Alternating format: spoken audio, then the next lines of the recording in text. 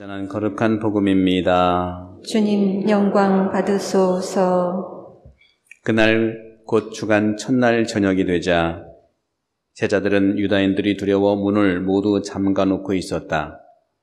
그런데 예수님께서 오시어 가운데에 서시며 평화가 너희와 함께하고 그들에게 말씀하셨다. 이렇게 말씀하시고 나서 당신의 두 손과 옆구리를 그들에게 보여주셨다. 제자들은 주님을 뵙고 기뻐하였다. 예수님께서 다시 그들에게 이르셨다. 평화가 너희와 함께. 아버지께서 나를 보내신 것처럼 나도 너희를 보낸다. 이렇게 이르시고 나서 그들에게 숨을 불어넣으며 말씀하셨다. 성령을 받아라. 너희가 누구의 죄든지 용서해주면 그가 용서를 받을 것이고 그대로 두면 그대로 남아있을 것이다. 12 제자 가운데 하나로서 쌍둥이라고 불리는 토마스는 예수님께서 오셨을 때에 그들과 함께 있지 않았다. 그래서 다른 제자들이 그에게 우리는 주님을 배웠소 하고 말하였다. 그러나 토마스는 그들에게 나는 그분의 손에 있는 못자국을 직접 보고 그 못자국에 내 손가락을 넣어보고 또 그분 옆구리에 내 손을 넣어보지 않고는 결코 믿지 못하겠소 하고 말하였다.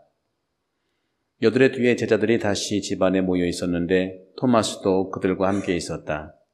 문이 다 잠겨 있었는데도 예수님께서 오시어 가운데에 서시며 평화가 너희와 함께하고 말씀하셨다. 그러고 나서 토마스에게 이르셨다. 내 손가락을 여기 대보고 내 손을 보아라. 내 손을 뻗어 내 옆구리에 넣어보아라. 그리고 의심을 버리고 믿어라. 토마스가 예수님께 대답하였다.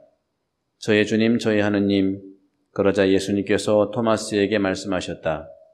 너는 나를 보고서야 믿느냐? 보지 않고도 믿는 사람은 행복하다.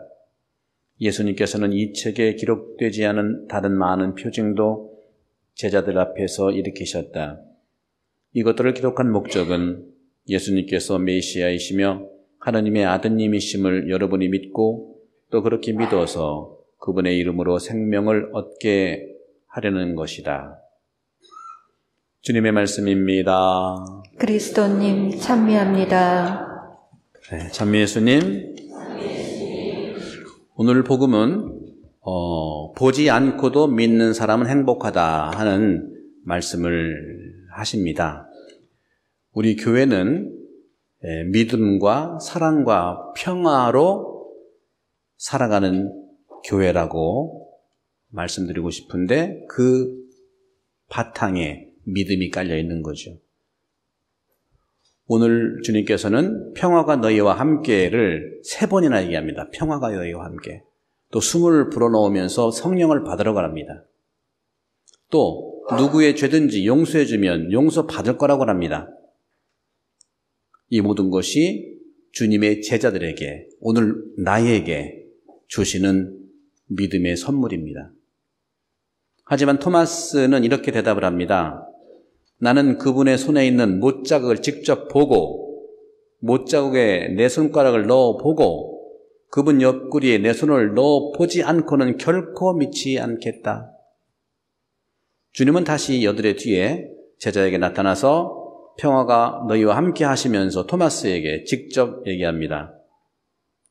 네 손가락을 대보고 또 내 손을 보고 또 네 손을 뻗어 내 옆구리에 넣어 보아라. 그리고 의심을 버리고 믿어라. 너는 나를 보고서야 믿느냐? 보지 않고도 믿는 사람은 행복하다. 여러분들은 보고 믿는 분이에요? 안 보고 믿는 분이에요? 전 둘 다, 전 보고 믿기도 하고 안 보고 믿기도 합니다. 방법이에요, 여러분들. 서로 이렇게 구별하지 않는 게 좋아요. 중요한 건 뭐냐면 보는 것과 안 보는 것은 이것은 방법입니다. 여러분 방법이 차이 난다고 서로 믿음이 없으면 안 돼요. 보고 믿을 사람은 보고 믿고 안 보고 믿을 사람은 안 보고 믿고 문제는 보고도 안 믿는 게 문제지. 안 그래요? 또 안 보고는 더 안 믿어. 소설을 써. 이게 굉장히 중요한 가치입니다, 여러분. 우리는 믿음이 목표지 본다 안 본다 방법이기 때문에 그 방법은 각자 방법을 존중하는 게 필요합니다.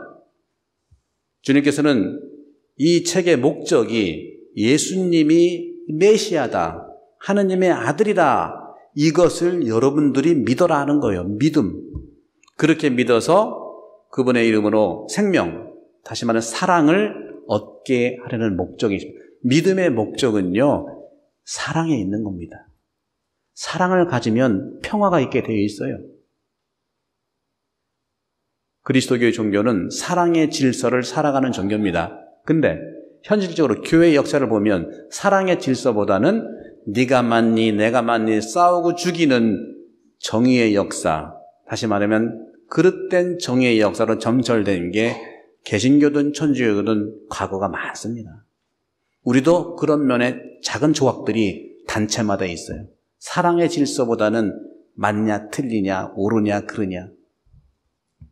성경에서 하나님께서 우리에게 말씀하시는 사랑이란 무엇일까요? 첫째, 창세기는 사랑이 판단 중지라고 말합니다.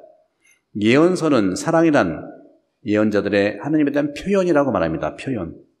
신약 성경에서 사랑은 상대방을 위한 사랑을 얘기합니다. 위한 사랑이죠. 따라서 그리스도교는 사랑의 종교입니다. 그러면 그리스도의 참 사랑은 무엇일까요? 이는 상대방에 대한 판단 중지이고 또 상대방에 대한 아름다운 마음의 표현이며 또 상대방을 위한 희생이 사랑입니다. 그러므로 예수 그리스도를 통해서 드러나는 사랑이란 바로 좋은 관계, 아름다운 관계가 바로 사랑이에요. 따라서 예수님의 사랑이 뭐냐? 한마디로 관계예요. 관계를 잘 이루는 사람은 예수님의 사랑을 구체적으로 살아가는 사람입니다. 이게 틀렸네, 맞았네, 관계를 끊어버리죠. 그리스도인들은 지식을 추구했고 유다인들은 기적을 바랐습니다. 그렇다면 우리 그리스도인들은 무엇을 추구하고 어떤 걸 바라야 할까요? 바로 사랑입니다. 바로 관계를 잘하는 사랑, 주님처럼 관계로 드러나는 사랑을 살아가는 것이죠. 유럽이나 호주에서 성당과 예배당에 많았던 교인들이 지금은 많이 줄었습니다. 우리 성당도 몇 년 동안 2,000명 전후로 주일 미사를 참여하고 있습니다. 왜 그럴까요? 세계적인 추세로 교인들은 더 이상 성장하지 않습니다. 왜 그럴까요? 바로 여기에는 사랑을 더하라는 메시지가 있는 겁니다. 믿음을 더하라는 메시지가 있는 겁니다. 교회에서조차도 사랑하지 않고 믿지 않는다면 누가 믿겠습니까? 교회 지도자들, 그리고 봉사자들, 교인들이 어떻게 무엇을 해야 사회 사람들이 교회에 관심을 가질까요? 바로 믿음과 사랑인데 교회가 사회보다 앞서야 하는 문화가 바로 믿음과 사랑의 문화입니다. 옛날에는 1차, 2차 세계대전 전에는 교회 안에서 많은 지식인들과 많은 교육들이 있었어요. 지금은 아니지요. 지금은 세상이 얼마나 발전됐습니까? 세상의 발전에 우리 그리스도교가 못 따라갑니다. 그래서 사람이 없는 겁니다. 그럼 우리가 뭘 발전시켜야 할까요? 사랑을 발전시켜야 됩니다. 믿음을 발전시켜야 됩니다. 그렇지 않고서는 교회는 텅텅 벼갈 것입니다. 분명합니다. 그렇다면 교회가 사회보다 앞서야 하는 문화가 믿음과 사랑의 문화인데 사회에 기여할 수 있는 믿는 이들의 국가와 사회에 할 수 있는 기여란 바로 믿음과 사랑하는 마음이어야 된다는 것이죠. 교회만이 사회에, 세계에 나눌 수 있는 문화의 가치란 바로 믿음과 사랑, 그리고 그를 바탕으로 한 평화입니다. 교회 안에서 평화가 있어야 되고 교회 안에서 서로 믿어야 되고 교회 안에서 서로 사랑을 해야 됩니다. 이를 통해서 사회와 세상 사람들에게 기여하고 참여하도록 해야 하는 것이죠. 물질로는 교회가 더 이상 세상을 따라갈 수가 없습니다. 호주만 해도 사회복지가 얼마나 잘 되어 있습니까? 교회는 세상의 사람들을 위해 정신적인 가치, 영적인 사랑, 봉사의 가치를 나눠야 되고 바로 그것이 사랑의 문화입니다. 오늘 복음에서 토마스는 만지고 보는 신앙을 추구합니다. 하지만 예수께서는 보지 않고도 믿는 신앙을 권고하시죠. 과연 우리의 신앙은 무엇일까요? 보고 만져보고 믿는 신앙일까요? 안 보고도 믿는 신앙일까요? 좀 전에 말씀하신 대로 방법 불구하고 믿는 게 중요합니다. 우리는 근본적으로 안 보이는 것을 믿는 참 신앙을 추구합니다. 하지만 토마스처럼 보고 믿는 신앙, 예수님처럼 안 보고 또 믿음을 받아들이는 신앙을 인정할 필요가 있습니다. 방법 때문에 우리는 갈등을 일으켜서는 안 됩니다. 문제는 보고도 믿지 않는 데 있는 것이죠. 이처럼 사람들은 교회에 간다, 또 성당에 다닌다. 이유가 뭡니까? 왜 성당에 오십니까? 왜 예배당에 갑니까? 그것은 교회 때문도 아니고 즐거운 때문도 아니며 더군다나 출세하고자 하는 것이 아닙니다. 바로 사랑의 정수인, 믿음의 정수인, 평화의 정수인 예수 그리스도를 보러 가는 것입니다. 예수 그리스도를 보고 믿으러 성당에 가는 것입니다. 하지만 우리는 교회에서 사제, 수도자 또는 봉사자들의 부족한 부분만을 보고 실망을 한 나머지 교회를 떠나는 경우가 적지 않습니다. 현실입니다. 그들을 탓할 수가 없습니다. 바로 다 우리 탓입니다.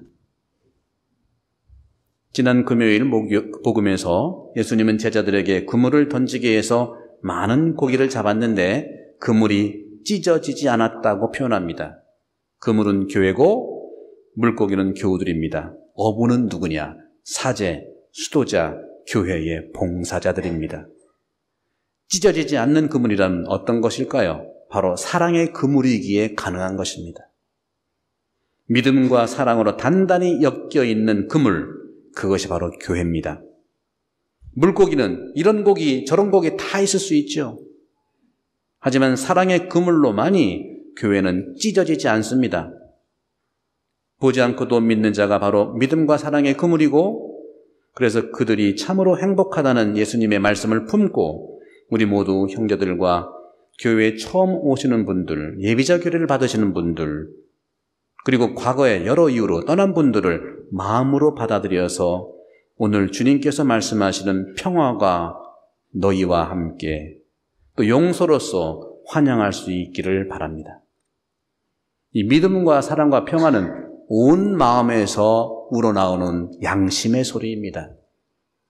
교회는 양심의 보루가 되어야 됩니다. 일본 시대 때 마쿠 시대라고 하나요? 가문끼리 서로 전쟁을 하는 시대가 있었죠. 이 가문과 저 가문이 싸움을 하는데 한 가문이 도망가고 있었어요. 그래서 한 가문이 한 장수가 아주 잘 싸우는 장수가 있었는데 가면서 무찌르고 있는데 도망가는 장수 가문 중에 한 젊은 장수가 기술을 돌리면서 정의롭게 싸우겠다고 도전을 해온 것입니다. 정당방위죠. 그래서 싸웠어요. 싸웠는데 당연히 젊은 장수가 배워 사망을 했죠. 아주 힘센 장사입니다. 이쪽 가문은. 다 죽은 다음에 갑옷을 또 투구를 벗겨보니까 16살 먹은 자기 아들 같은 젊은이였어요. 그 광경을 보고 이 장수는 자기의 겉옷을 다 벗고 정당한 법대로 한 거기 때문에 아무런 근거가 없는 거죠. 그러나 이분은 양심이 움직이기 때문에 장수의 길을 포기하고 불교로 가서 스님이 됐습니다. 평생을 죄책감을 가지고 살았습니다. 이게 종교인이에요. 종교인들은 맞냐 틀리냐 법대로 사는 분들이 아니에요.